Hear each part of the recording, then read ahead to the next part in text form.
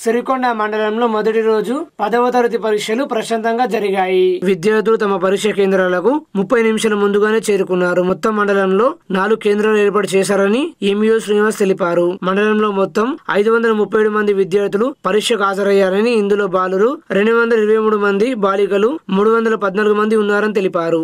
మొదటి రోజు తెలుగు పరీక్ష ప్రశాంతంగా ముగిసింది.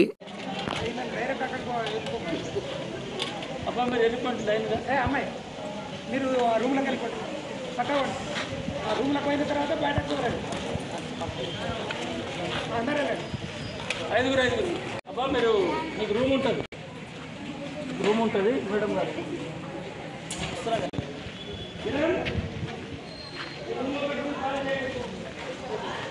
రూమ్ ఖాళీ లేదా లేదా అక్కడే అవసరం. వీళ్ళు ఓన్లీ ఇన్స్ట్రక్షన్ ఇస్తామని